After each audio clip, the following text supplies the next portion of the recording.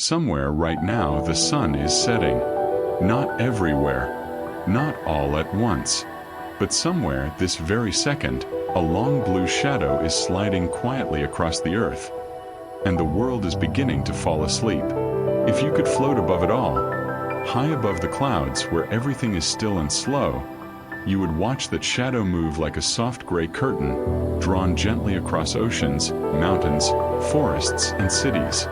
Lights flicker on in windows. Streets grow quiet. And underneath that curtain, in ways you'd never expect, an entire hidden world is settling in for the night. Let's drift down into it together. Just relax and follow the dark. Our journey begins over the ocean, where the water has turned to ink, smooth and endless. And here, one of the strangest sleepers on Earth is beginning to rest. The octopus.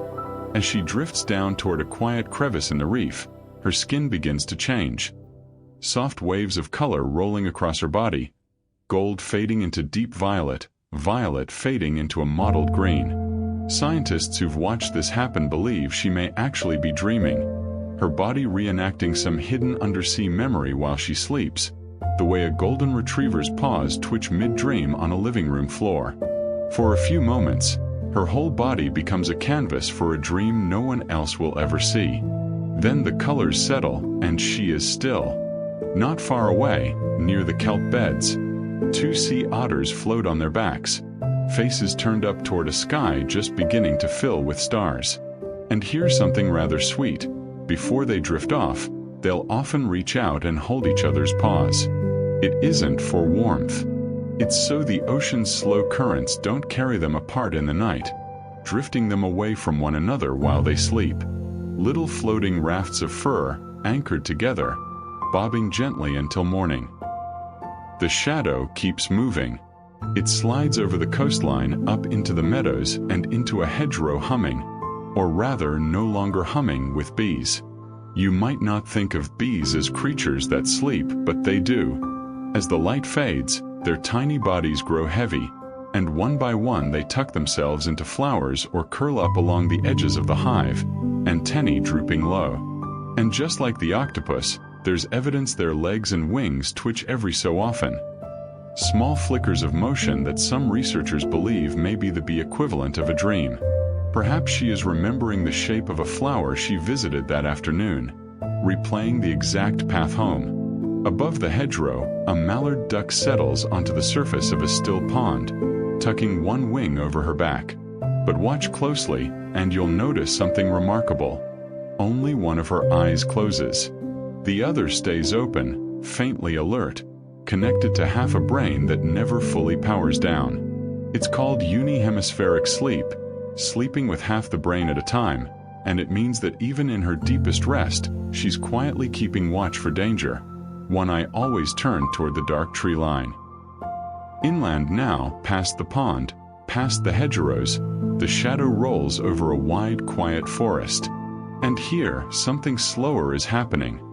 Something you could almost miss if you weren't paying attention. The trees are going to sleep too. As daylight fades, their leaves subtly droop and fold, just slightly, in a nightly rhythm called nyctinasty. It isn't dramatic. It isn't something you'd notice walking by. But if you filmed a tree from dusk until dawn and sped up the footage, you'd see it happen. A slow, gentle bowing, branch by branch, leaf by leaf, as if the whole forest were exhaling, folding softly inward the way you might pull a blanket a little higher before closing your eyes.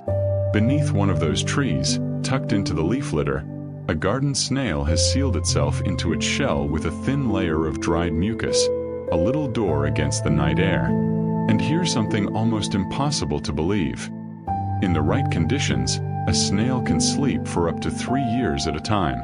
Not 3 hours. 3 years. Slipping into a state of deep hibernation like rest, waiting patiently, sometimes for rain, sometimes simply for a better season, before ever waking up again. Far off on the grasslands, as the last color drains from the horizon, a giraffe folds her long legs beneath her, curling her enormous neck back over her body like a question mark laid gently in the grass. Of every creature the shadow has passed a night, she needs the least sleep of all. Sometimes as little as 30 minutes across an entire night, taken in tiny fragments, a few minutes here, a few minutes there. She is simply too tall, too exposed, too watched by the dark to ever rest for long. And yet, somehow, 30 minutes is enough. The shadow moves on. The bees are still. The otters float, hand in hand. The octopus dreams in color. And somewhere above it all, the night keeps unrolling, slow and endless, carrying the whole sleeping world along with it. There is so much more out there, still waiting in the dark. The shadow keeps moving, unhurried, the way it always does. Past the grasslands now, down toward a slow, wide river, where the night is just beginning to fill with tiny points of light. Fireflies. Hundreds of them, blinking on and off along the reeds, and in a few very special places on Earth, something extraordinary happens. The fireflies actually begin to synchronize, flashing on at almost exactly the same moment, then fading to darkness together, over and over, like the whole riverbank is breathing in soft yellow light. No one fully understands how thousands of tiny insects manage to fall into such perfect rhythm with one another. They just do. A quiet, glowing lullaby, written in patient little pulses across the water. Beneath the surface of that same river, a pod of dolphins glides along, barely moving and yet never quite still. Like the mallard duck from earlier, dolphins sleep with only half their brain at a time. One hemisphere resting, one hemisphere gently awake, keeping them breathing, keeping them swimming in slow, looping circles. It means a dolphin is never fully unconscious in the wild, never fully lets go. Half of her is always drifting through the dark, carrying the sleeping half along for the ride. Follow the riverbank upstream, and the land begins to rise into rocky hills, dotted with the mouths of old caves. Inside one of them, hanging from the stone ceiling in long, quiet rows, are hundreds of bats. Right now, upside down, wings wrapped around themselves like tiny folded umbrellas, they are doing what they do for nearly 20 hours out of every day. Bats are some of the sleepiest creatures on the entire planet, spending the vast majority of their lives at rest, waking only for a few precious hours to hunt insects in the dark. Hanging upside down actually takes almost no muscular effort at all. Their tendons lock their claws in place automatically, so even in the deepest sleep, they never once lose their grip. Let the shadow carry us further now, down past the hills, down past the coastline, down into the ocean. Not the surface this time, but far, far below it, into a place where sunlight has never once reached. Here, in the crushing dark of the deep sea, an anglerfish drifts almost motionlessly, a small glowing lure dangling above her head like a tiny lantern. Down here, in a world with no day and no night the way we understand it, countless creatures make their own light instead of waiting for the sun's. Scientists estimate that the majority of deep-sea animals are bioluminescent in some way, flickering and glowing softly in the black water. A whole galaxy of living stars, hidden fathoms beneath the waves, shining for no one but each other. Rise back up now, up past the surface, up past the treetops, into the open night sky itself, where something remarkable is happening high above the clouds. A great frigate bird soars in slow, wide circles, riding warm currents of air thousands of feet above the ocean. She has been flying for days, sometimes weeks, without ever landing. And yet, somehow she is sleeping. In short bursts of just a few seconds at a time, one half of her brain dips into sleep while she glides on autopilot, wings barely moving, letting the wind do the work. A whole nap, stitched together out of thousands of tiny secret moments, taken mid-flight, high above a sleeping world. Back down on solid ground, in a quiet garden tucked beneath the frigate bird's flight path, a hedgehog has curled herself into a tight spiny ball beneath a pile of leaves. As the nights grow colder, hedgehogs can slip into torpor, a lighter temporary cousin of hibernation, lowering their heart rate and body temperature just enough to conserve energy until the warmth returns. For now though, it's simply sleep, small and round and perfectly still beneath the leaves. And above that same garden, silent as a held breath, an owl glides between the branches without a sound. While almost every other bird tonight is asleep, the owl is just getting started, and the secret to her silence lies in the soft, feathered fringe along the edges of her wings, which breaks up the air as she flies and muffles the sound almost completely. To the mouse below, she arrives like a shadow with no footsteps at all. Far away, back on the grasslands where our giraffe is still curled with her neck folded low, an elephant stands nearby, swaying gently, barely resting at all. Elephants are famous for sleeping even less than giraffes, sometimes as little as 2 hours a night, often taken standing up, legs locked in place, only lying down fully every few days for a longer, deeper rest. The shadow rolls on. The fireflies blink their slow rhythm. The dolphins circle, half awake. The bats hang still. The anglerfish glows in the black water below. And high above it all, the frigate bird sleeps on the wind. There is still so much of the night left to see. The shadow drifts on, leaving the grasslands behind, rolling out across a wide, pale desert where the day's heat is finally beginning to lift from the sand. And here, in the cool of the night, the desert quietly comes alive. A kangaroo rat emerges from her burrow, small and quick, hopping between the shadows of the dunes. She has spent the entire blazing day fast asleep underground, tucked away from a sun that would be lethal to stay out in for long. And in one of the more remarkable tricks of the natural world, she never needs to drink water at all. Not once, her whole life. Her body is so efficient at conserving moisture that she draws every drop she needs from the dry seed she eats, sleeping through the heat and living entirely on borrowed water, hidden in her food. Nearby, half buried in the cooling sand, something even rarer is happening. A night-blooming cereus, a plain, unremarkable-looking cactus by day, has quietly begun to open, its enormous white flower unfurling in the darkness. This flower will bloom only once a year, and only for a single night, filling the desert air with a soft, sweet fragrance before closing forever by morning. Right now, somewhere in the world, one of these flowers is opening for the only night it will ever get, glowing pale and ghostly under the stars, meant for no one in particular to see.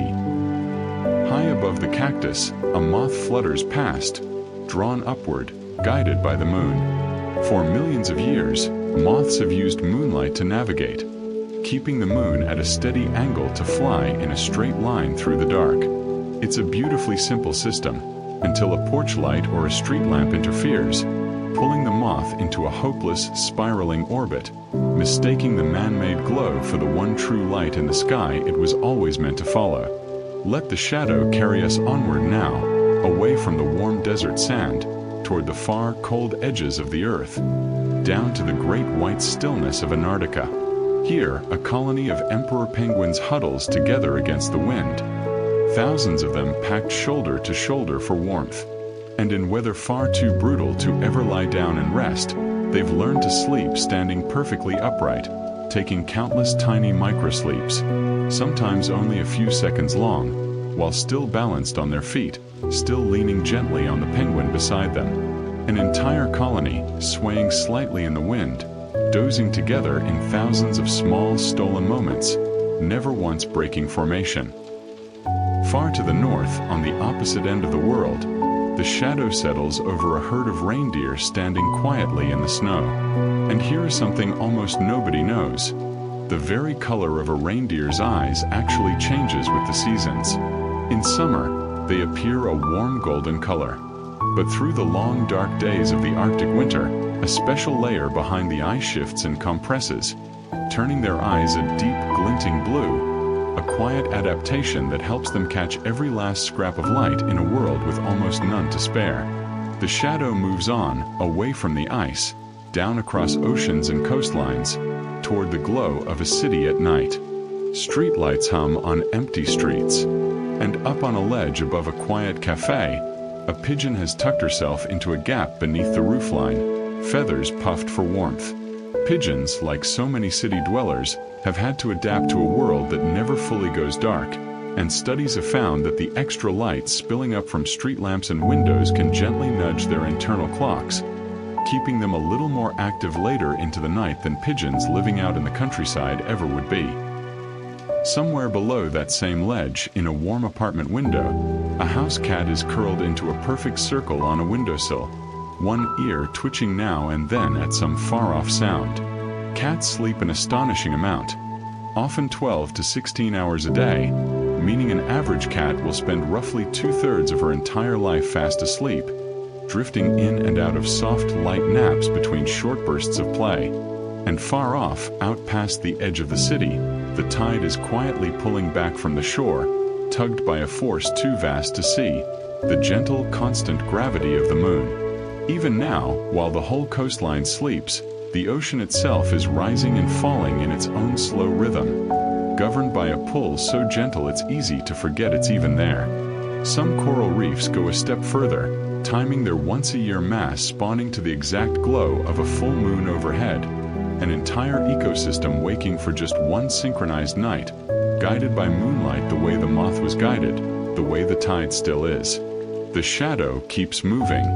The cactus flower is closing now. It's one night nearly over.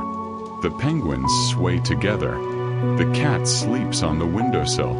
And somewhere, always, the moon keeps pulling gently at the sea. There is still more of this quiet world left to wander.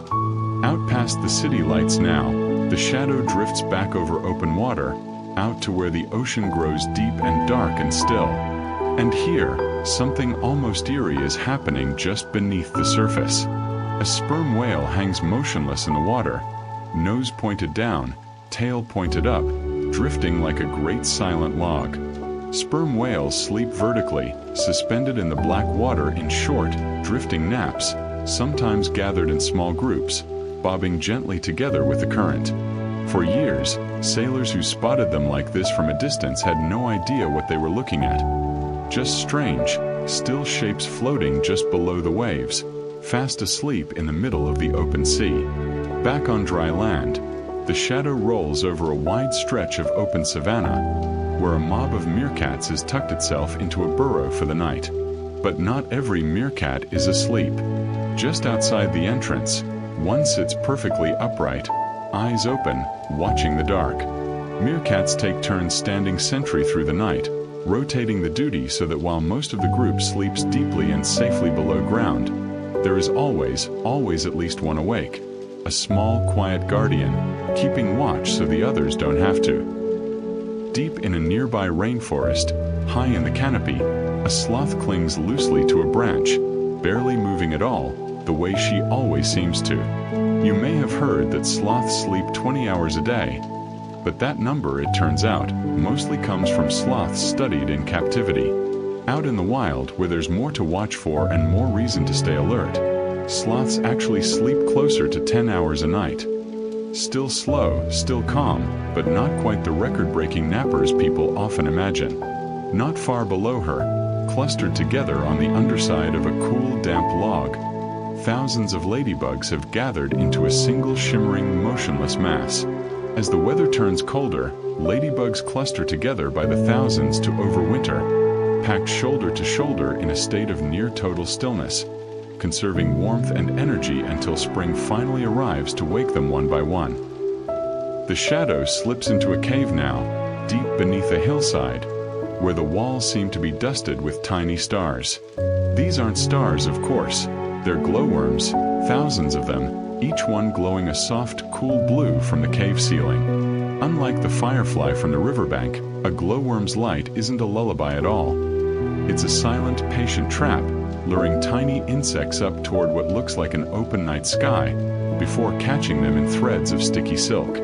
Even here, deep underground, in a place that has never once seen true daylight, something is glowing softly in the dark.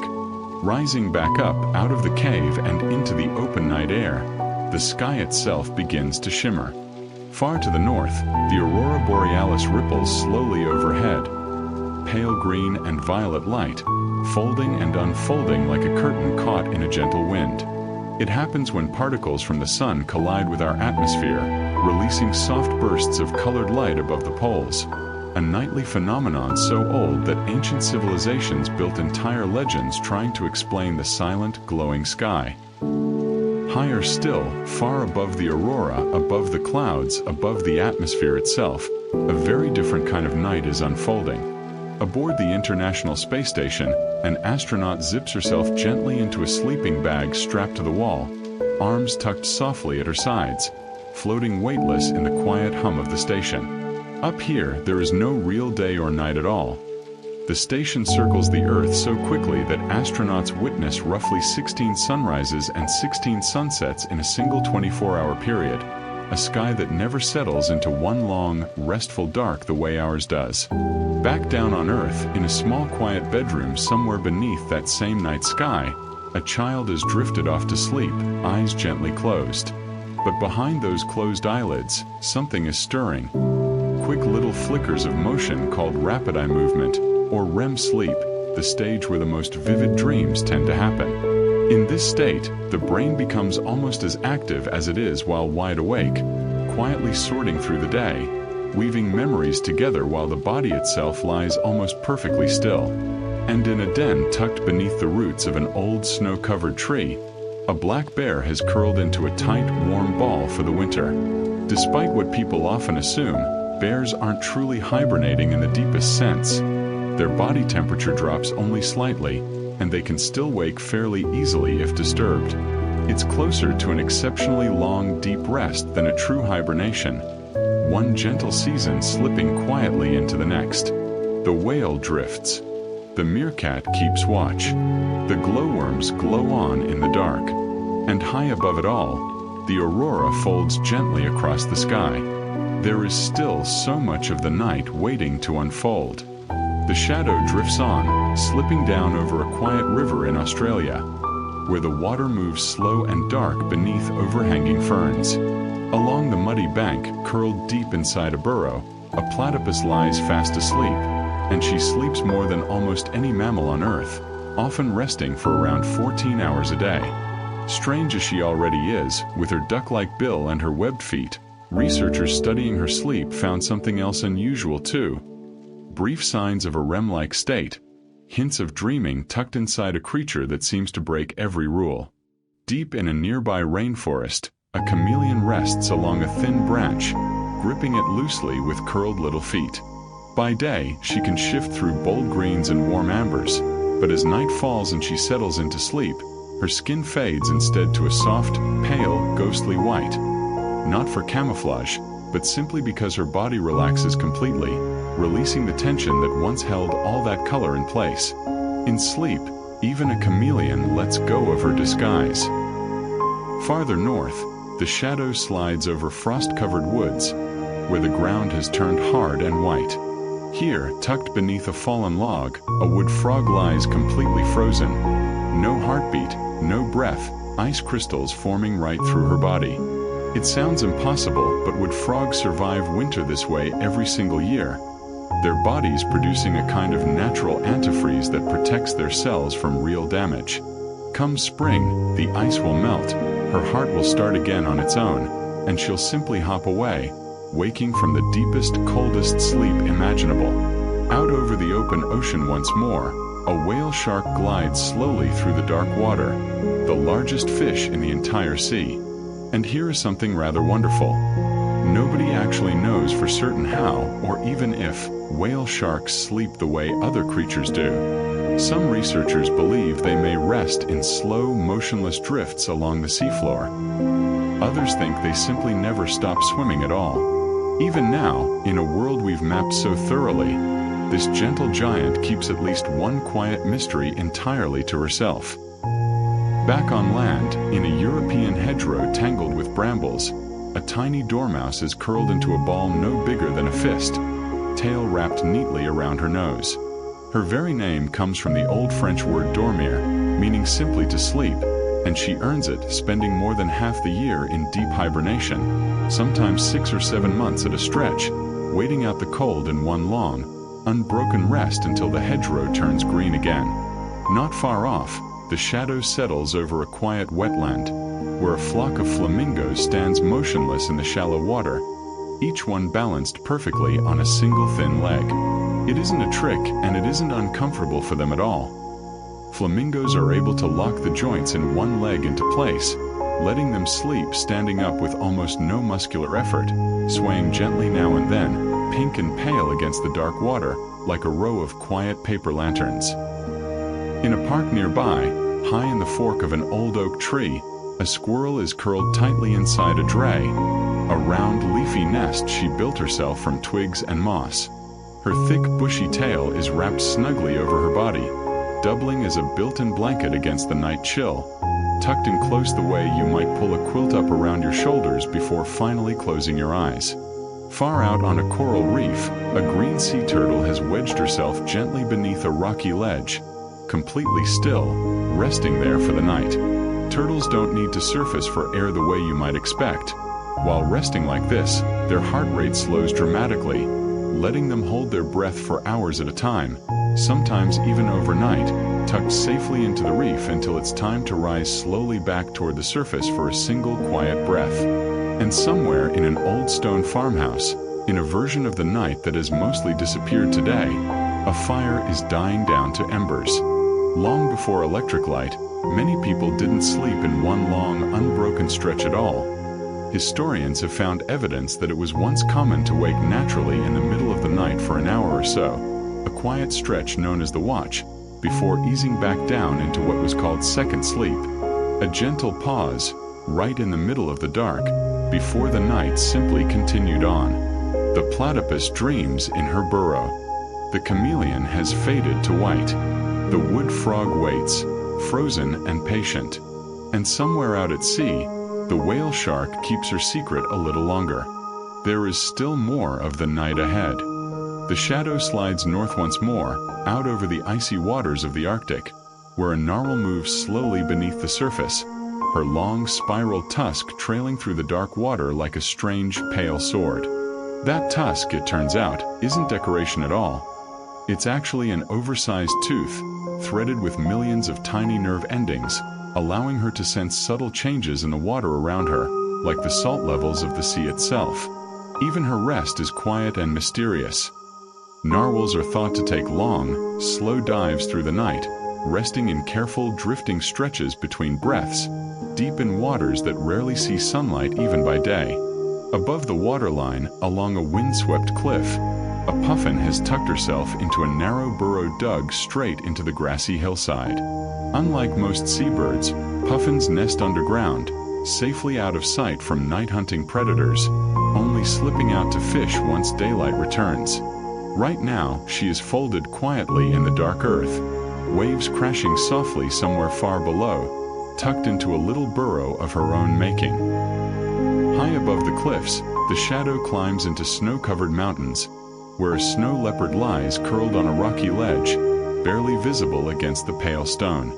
As the cold deepens, she wraps her long, thick tail around her body like a built-in scarf, tucking her nose beneath it for warmth. That tail, it turns out, is nearly as long as her entire body, evolved as much for balance on steep cliffs as for this, a soft, warm wrap against the mountain wind, worn a little differently every night depending on the cold. Back down at sea level, out in the open ocean, an elephant seal is doing something scientists only recently discovered. Diving nearly 1,000 feet beneath the surface, she folds her flippers in, stops swimming almost entirely, and drifts downward in a slow, gentle spiral, fast asleep the entire time. Elephant seals, it turns out, take some of their deepest sleep not on the beach at all, but hundreds of feet underwater, catching brief 15-minute naps while sinking quietly through the dark, then waking just in time to swim back up for air.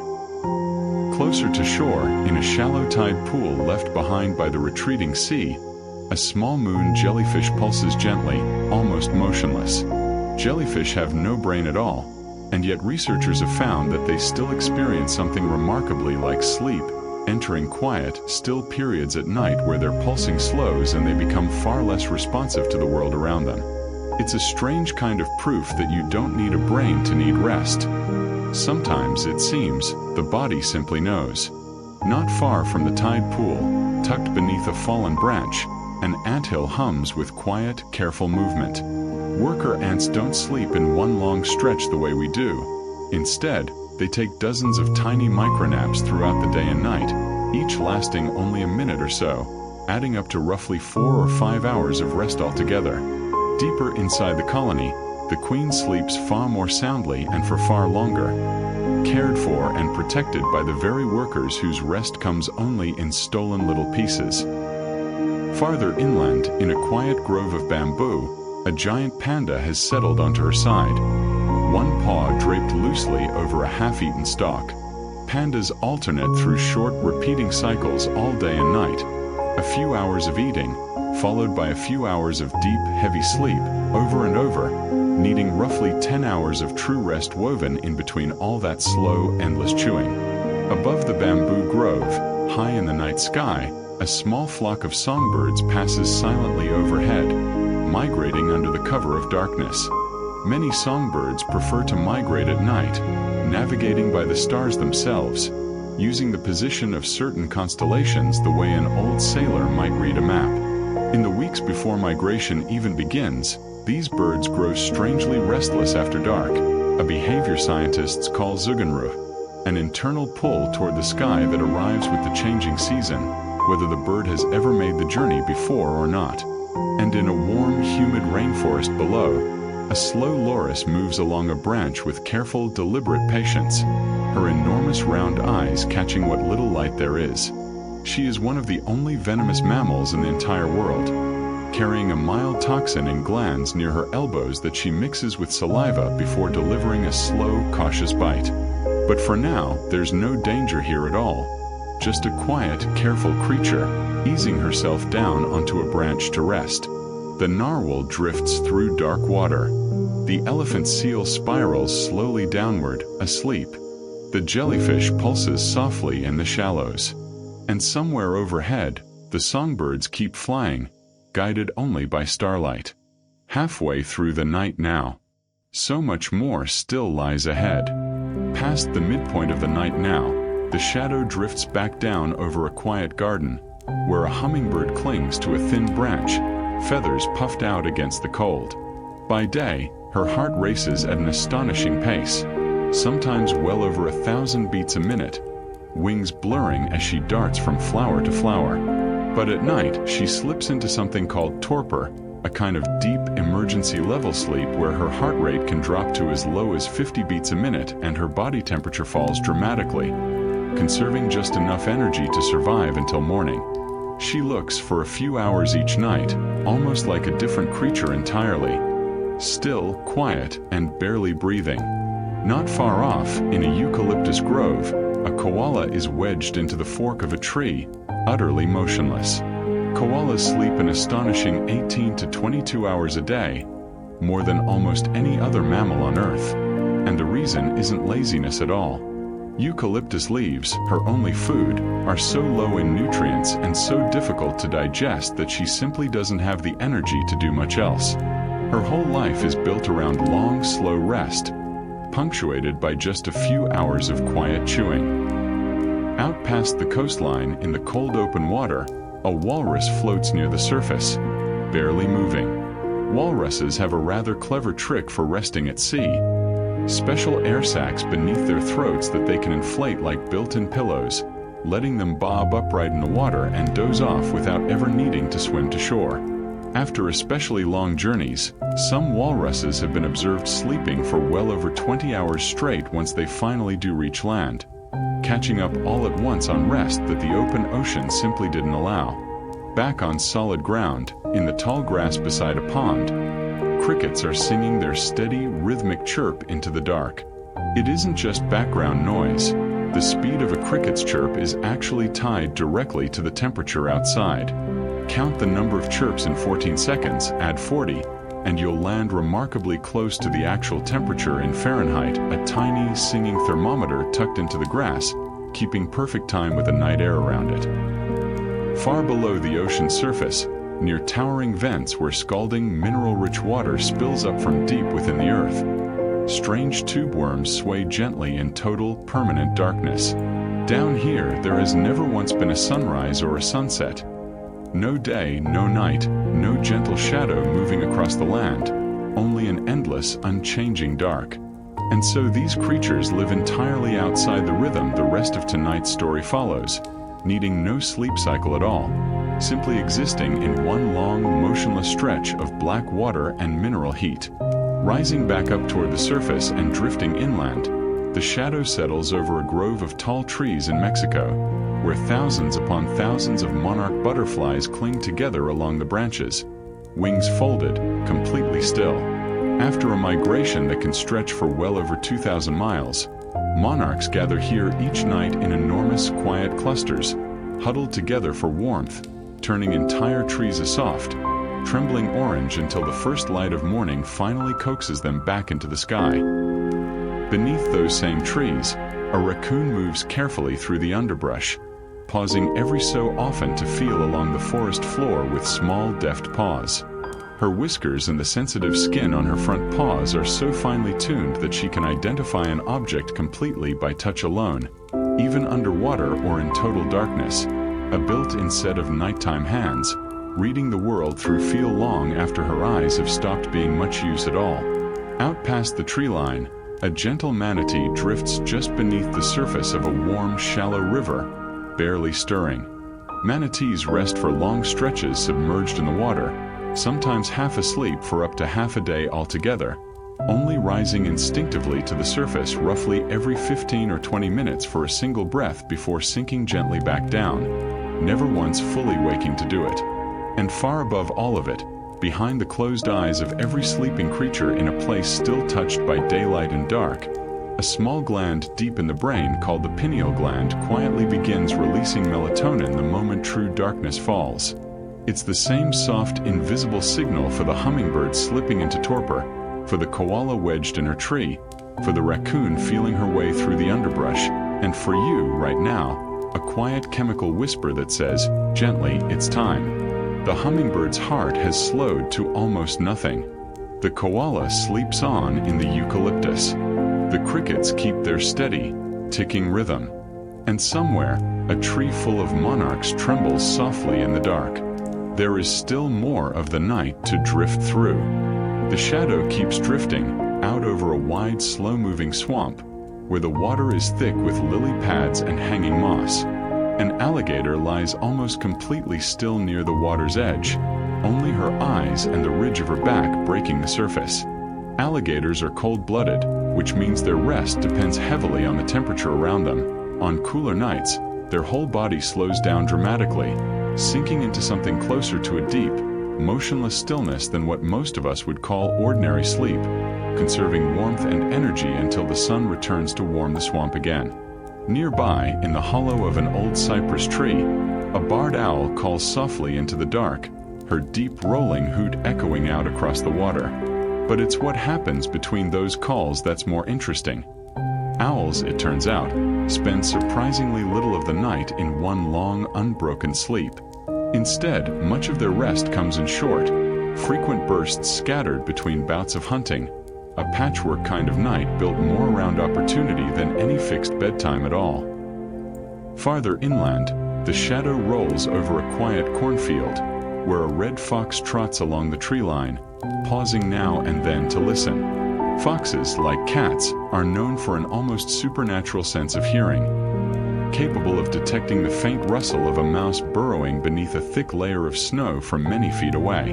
And yet even a fox needs her rest. Curled into a tight, tail-wrapped ball beneath a hedge, she'll sleep in short, light stretches through the night, always half listening, ready to spring awake at the first real sound.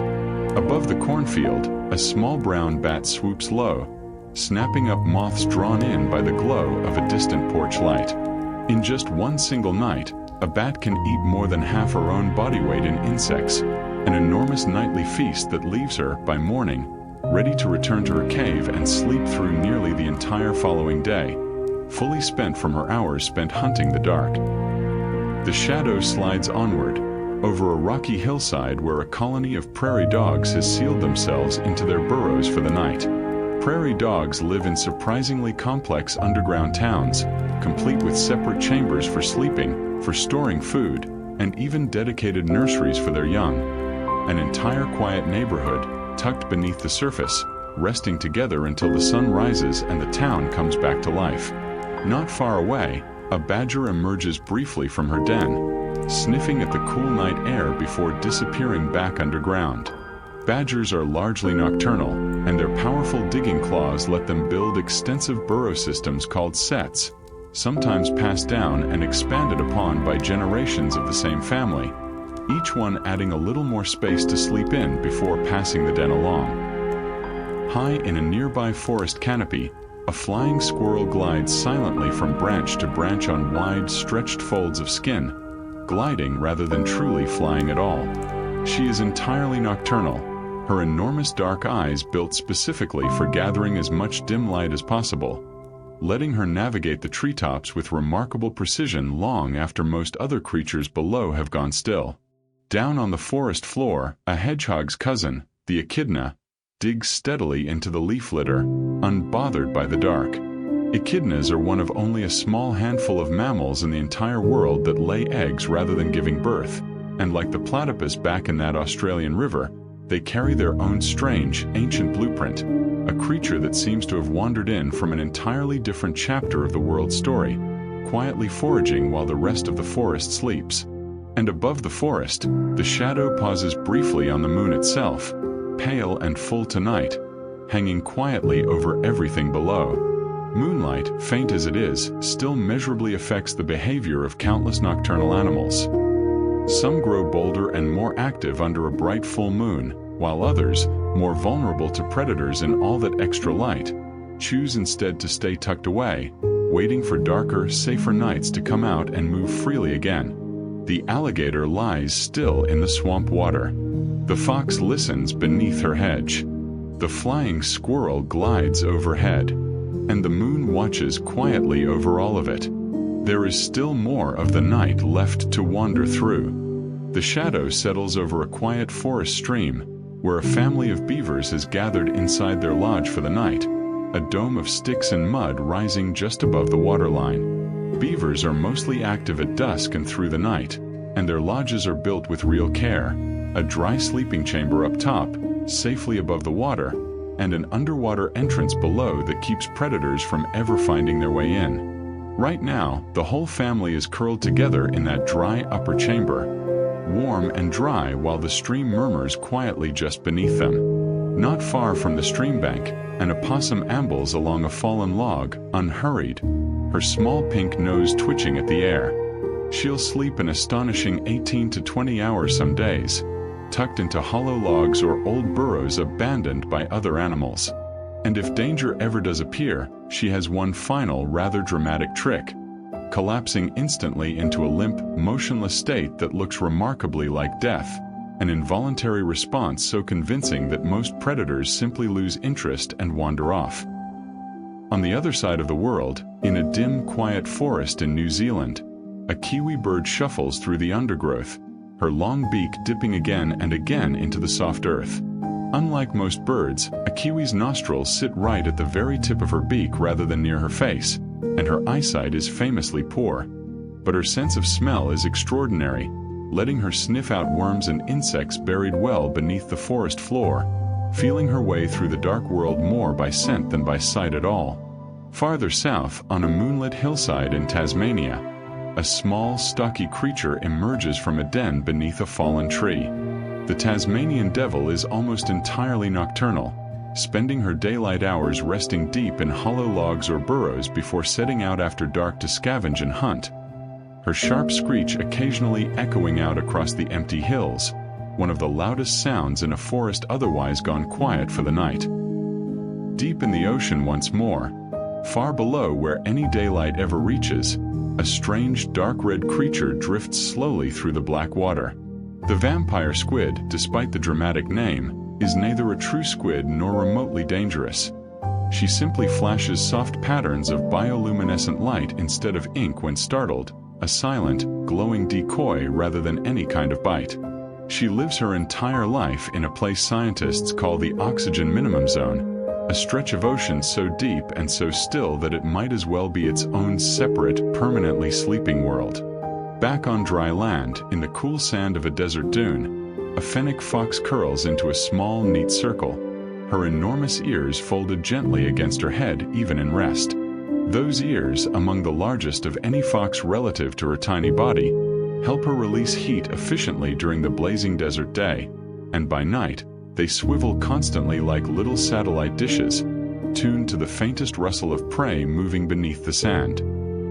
Along a quiet, moonlit beach, a nest of loggerhead sea turtle eggs is finally beginning to hatch, dozens of tiny flippers breaking free of the sand all at once. Instinctively, the hatchlings scramble toward the brightest, lowest light on the horizon, which on an undisturbed beach is always the moon reflecting off the open ocean. Under a clear, natural sky, it's a reliable compass, guiding them safely and quickly toward the water in the cover of darkness, away from the many hungry eyes waiting along the shore. High in a rainforest not too far off, a tarsia clings to a thin branch, her eyes enormous and round, each one roughly the same size as her entire brain. She is one of the smallest primates in the world, and completely nocturnal, relying on that extraordinary night vision to leap silently between branches in near total darkness, landing with barely a whisper of sound. And somewhere in a warm, quiet bedroom, a person has finally drifted down into the deepest stage of sleep, what scientists call slow-wave sleep.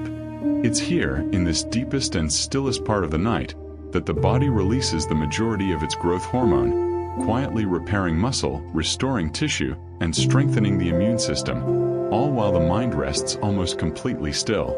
The body's own quiet, nightly maintenance, running steadily in the background of every dream. The beavers rest dry above the water. The opossum lies motionless on her log.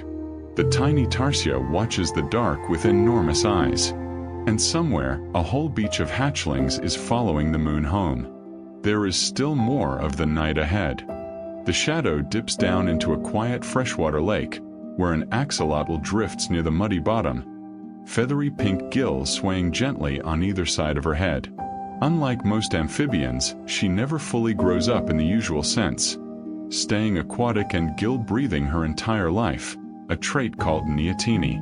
She's mostly active after dark, resting quietly among the plants by day, and if she ever loses a limb, or even part of her heart or spine, she can slowly regrow it, an entire body built around patient, quiet repair. Nearby, in a bed of swaying seagrass, a tiny seahorse has wrapped her curled tail around a single stem, anchoring herself gently in place for the night. Seahorses have no eyelids at all, which means, technically, she never fully closes her eyes even in her deepest rest, but tucked into that seagrass, current after current drifting harmlessly past, she has found her own quiet way to stay still and safe until morning, anchored like a tiny, upright question mark in the dark water. Beneath a nearby meadow, a star-nosed mole tunnels steadily through the soil, 22 strange, fleshy tendrils fanning out from the tip of her nose like a small, pink starburst. She is nearly blind, but that remarkable nose is so extraordinarily sensitive to touch that she can identify and eat prey faster than the human eye can even follow the motion, moving through her dark tunnels in short bursts of activity scattered across both day and night, never quite settling into one single rhythm at all.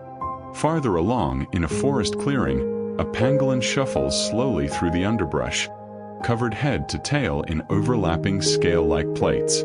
She is entirely nocturnal, and when danger draws near, she curls into a tight, near-perfect ball, tucking her softer belly safely out of reach, plates alone facing outward, a defense so effective that even a hungry lion is left with little more than a very stubborn, very round rock. High in the forest canopy above her, a colugo stretches out a wide membrane of skin between her limbs and glides silently between distant trees, covering remarkable distances without a single flap of a wing. Sometimes called a flying lemur, despite neither flying nor actually being a lemur at all, she spends her daylight hours clinging motionless to a tree trunk, camouflaged and still, saving all her graceful gliding for the safety of the dark. Far to the south, in the frozen waters off Antarctica, a Weddell seal drifts beneath a thick sheet of sea ice, fast asleep. These remarkable seals are able to rest comfortably underwater for long stretches, sometimes holding their breath for the better part of an hour while sleeping, before rising instinctively to a breathing hole worn carefully into the ice above, taking a few slow breaths, and sinking gently back down into the quiet dark below. Back on warmer ground, along the muddy banks of a South American river, a whole family of capybaras has gathered together for the night, the largest rodents in the world, piled loosely against one another in the shallow water. Capybaras often nap partially submerged, floating together in comfortable little groups, sometimes even allowing birds to rest calmly on their broad, half-floating backs, an entire small, sleepy raft of family and friends, drifting gently at the water's edge. Not far off, an aardvark emerges from her burrow, pig-like snout low to the ground, sniffing out the faint scent of a termite mound hidden somewhere in the dark. She'll spend much of the night digging and feeding, her powerful claws making quick work of even the hardest termite hills, before returning underground well before sunrise to sleep soundly through the heat of the following day. And in a quiet bedroom, deep in the stillness of true rest, something delicate and important is happening inside a sleeping mind. A small structure called the hippocampus works steadily through the night, sorting through the day's scattered moments and slowly transferring the important ones into longer-term storage elsewhere in the brain. It's part of why a good night's sleep can make a memory feel just a little more solid by morning. The quiet, careful work of filing away a day, one gentle thought at a time. The axolotl drifts near the muddy floor. The seahorse holds her seagrass, eyes open in the dark. The pangolin curls tightly closed, and the capybaras float together, warm and still, at the river's edge. The night is almost complete. Just a little further to go. Somewhere, very quietly, the night has begun to loosen its grip. The shadow that has carried us all this way, over oceans and deserts, up mountains and down into caves, past sleeping whales and dreaming octopuses, has started ever so slowly to thin at the edges.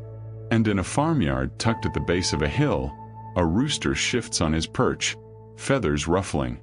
He isn't crowing because the sun has risen. Remarkably, a rooster's crow is timed by an internal circadian clock deep inside him, one so precise that in complete darkness, with no sunlight to guide him at all, he'll still crow at almost exactly the same time each day. A small, feathered alarm clock, keeping perfect time all on his own. Out in a nearby meadow, spiderwebs strung between the tall grass have collected a fine mist of overnight dew, each thread beaded with tiny drops that catch the very first hint of gray light.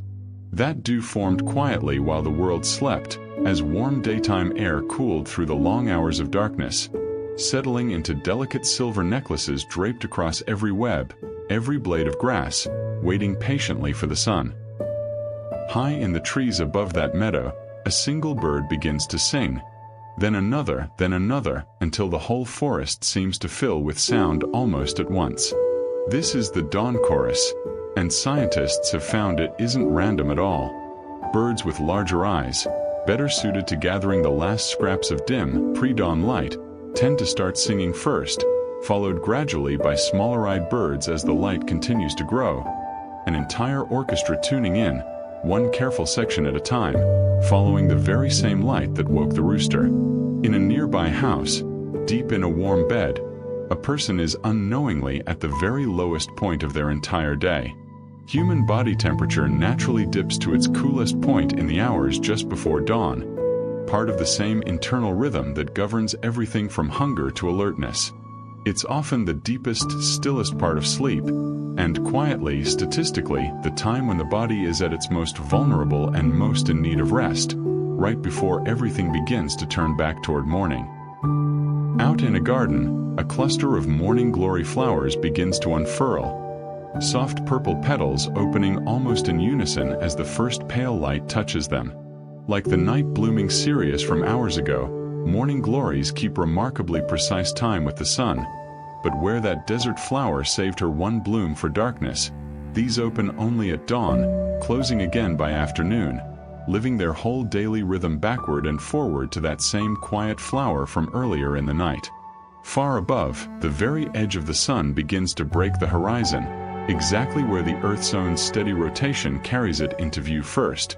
In the east, always the east, the same direction it has risen from every single morning for longer than any living thing has been here to watch it.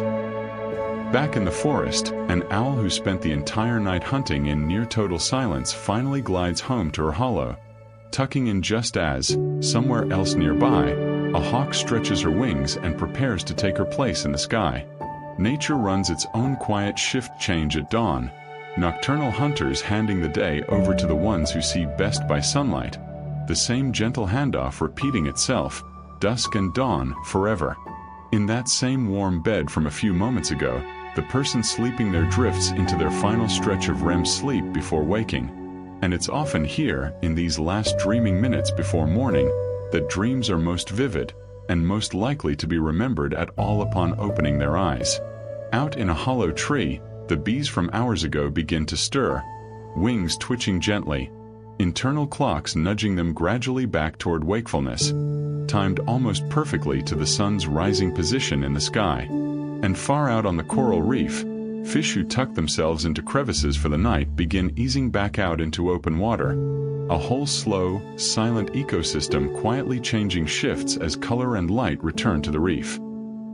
And so, as the very first true light spills gently across the land, over the rooster, the dew-covered webs, the singing birds, the closing owl, the opening flowers, the waking bees, the long quiet night we've spent together finally begins to soften into morning. Somewhere right now, the octopus has stopped dreaming in color. The sea otters still drift together, hand in hand. The giraffe uncurls her long neck. And somewhere, this very moment, in some other corner of the earth, the sun is only just beginning to set, and the whole gentle story is quietly starting all over again somewhere else for someone else exactly the way it did for you tonight. Rest well. The world will keep turning softly through the dark, all on its own, whether you're awake to watch it or not. Good night.